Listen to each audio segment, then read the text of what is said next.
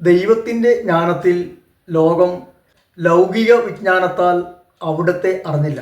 എന്നാൽ വിശ്വസിക്കുന്നവരെ സുവിശേഷ പ്രസംഗത്തിൻ്റെ ഭോഷത്വം വഴി അവിടുന്ന് രക്ഷിക്കുവാൻ തീരുമാനസായി.